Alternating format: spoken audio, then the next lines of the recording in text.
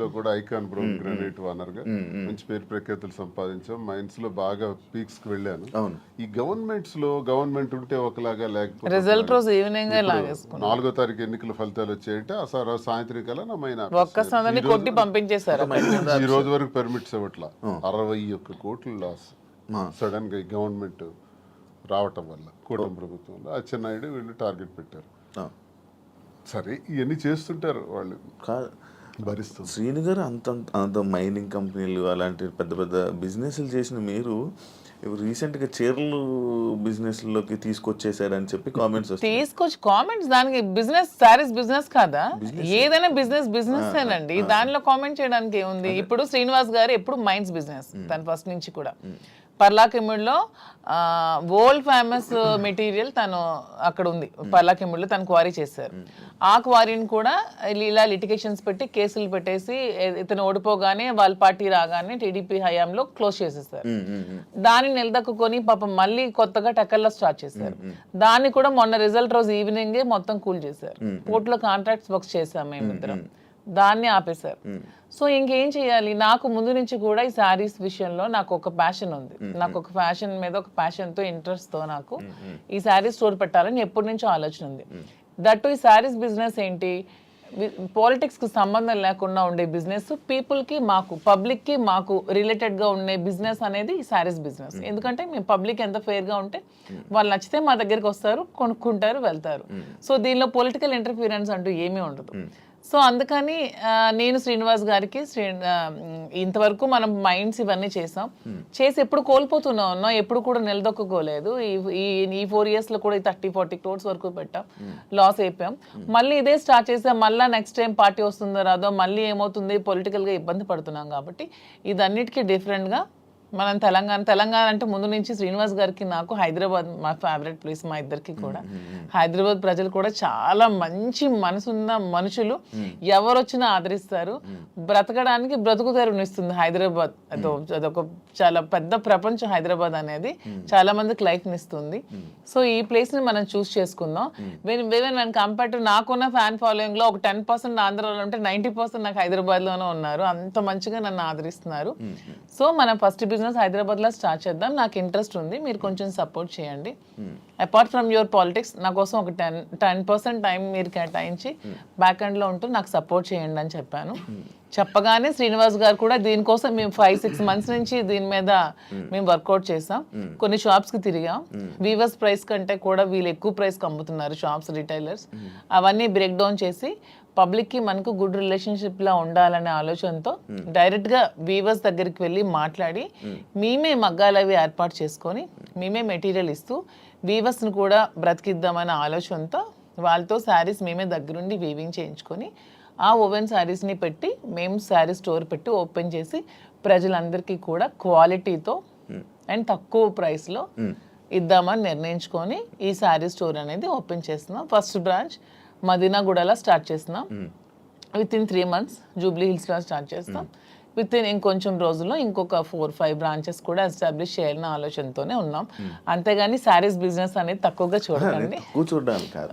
అంటే ఒక మంచి గ్రేట్ లీడర్ శ్రీకాకుళంలో, మంచి దువ్వాడ శ్రీను గారు అంటే మంచి నేమ్ ఉంది. అంత లీడర్లా ఉండేవాళ్ళు. ఆయన నోట్లో నుంచి ఎప్పుడు లైక్ జనాల దగ్గరికి వెళ్ళి అవి ఇవి వినేవాడు.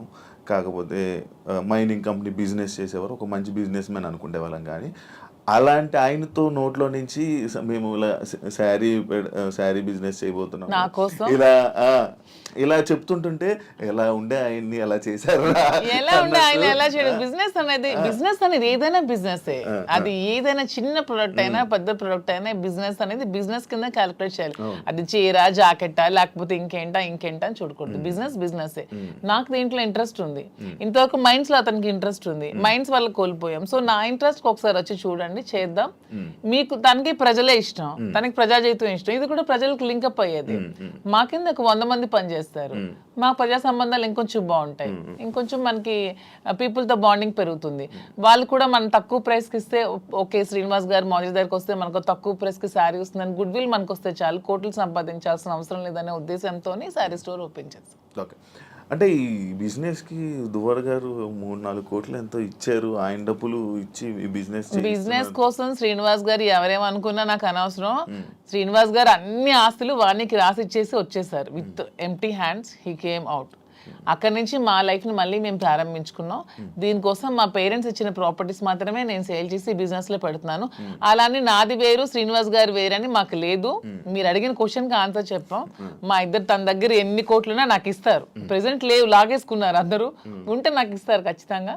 సో నా దగ్గర ఉన్న ప్రతిదీ అతనిదే. మా ఇద్దరి మధ్యలో నీది నాది అనే తేడా లేదు. అయినా మా ఇద్దరు ఇప్పుడు మొగుడు పల్లాలి. మా ఇద్దరికి నాదైనా ఒకటి అతనిదైనా ఒకటి. ఎవరికి సంబంధం లేదు. ఎవరు డబ్బులు పెడితే మీకేంటి ప్రాబ్లం? మీ బిజినెస్ చేస్తున్నావా, మంచి ప్రొడక్ట్ అందిస్తున్నావా అనేది మీరు చూడండి. డబ్బు గురించి ఆయనకి దగ్గర అయ్యారని కూడా టాక్. అది ఫేక్ అదే చెప్తున్నాను కదా. మీరు కావాలంటే అన్ని మొత్తం డాక్యుమెంట్స్ అవన్నీ వెనక్కి వెళ్ళి తీసుకోండి. ఆస్తులన్నీ రాసిచ్చి తను చెప్తున్నా 0 బ్యాంక్ బ్యాలెన్స్ తో వచ్చారు నా దగ్గరికి.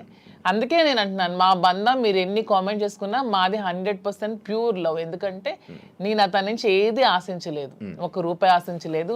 అతను పదవిలో లేరు, నేను పదవిని ఆశించడానికి. అతను డబ్బులు లేవు, డబ్బు ఆశించడానికి. ఏమి ఆశించుకున్నా 100% అతని మనసు, అతని వ్యక్తిత్వం, అతని హానెస్టీ, అతని హంబుల్నెస్ ఇవే చూసి నేను ఇష్టపడ్డాను. దాంతోనే ఇప్పుడు కలిసి ఉన్నాం. అతని దగ్గర ఏ ఆస్తులు లేవు, అన్ని బాణీకి ఇచ్చేసి వచ్చేసారు. ఇటీవల కాలంలో ఒక ₹2 కోట్ల విలువైన 2.5 కోట్ల విలువైనటువంటి ఒక అసెట్ విశాఖపట్నంలో అమ్మారు.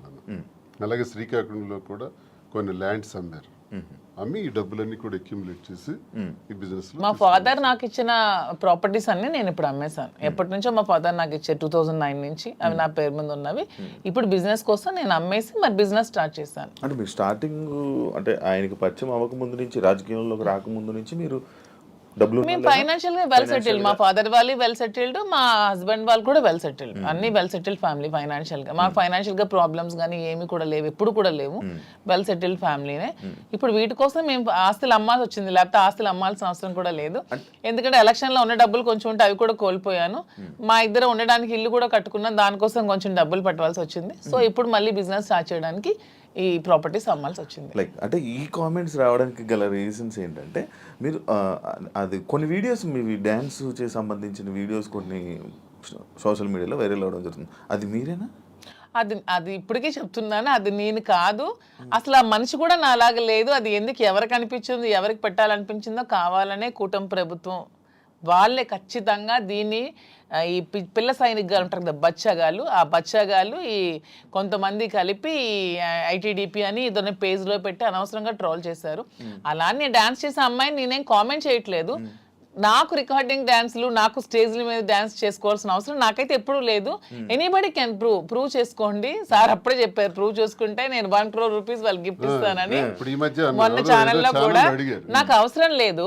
అలానే నేను ఒకటే చెప్తున్నాను, ఎవరు బ్రతుకుతారు కోసం వాళ్ళు చేసుకుంటారు. ఇదే డాన్స్ స్టేజ్ మీద పబ్లిక్ గా బట్టలు ఇప్పి చేస్తున్నారు, వాళ్ళేమో హీరోయిన్లు అంటున్నారు. స్టేజ్ మీద చేస్తే స్టేజ్ రికార్డింగ్ డాన్సర్లు అంటారు, నానా రకాల పేరు పడుతున్నారు. నేను ఎవరు అమ్మాయిని కామెంట్ చేయట్లేదు. నాకైతే మీరు వెళ్ళి మా ప్లేస్ లో ఎంక్వైరీ చేసుకోండి. నేను పుట్టిన ప్లేస్ లో, మా అత్తగారి ప్లేస్ లో. ఈ విమర్శలు చేసేవాళ్ళు ఎవరైనా ఆ అమ్మాయి మాధురి అని ప్రూవ్ చేస్తే ₹1 crore ఇస్తాం. ఒకవేళ వాళ్ళు ప్రూవ్ చేయలేకపోతే వాళ్ళు సరెండర్ అవుతామంటే అమ్మాయి ఎవరో కూడా మేమే తెచ్చి పెడతాం. ఎందుకు అమ్మాయిని బయటికి లాగాలి, పెళ్లి చేసుకుని హ్యాపీగా ఉంది కాబట్టి. మాకు అమ్మాయి తెలుసు, అది ఏ రికార్డింగ్ డ్యాన్స్ ట్రూపో కూడా తెలుసు.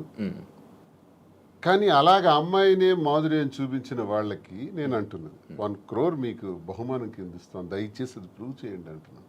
అంటే చీప్ ట్రిక్స్ ప్లే చేయడం, ట్రోల్ చేసి ఎందుకు అలా ట్రోల్ చేయాల్సిన అవసరం ఏముందో నాకు అర్థం కాదు. అలా చేస్తే ఏమొస్తుంది? అంటే ఇప్పుడు మాధురికి నాకు మేము ఒక మనసుతో ఉన్నాం కదా, మరి అలా చేస్తే ఏమొస్తుంది మీకు?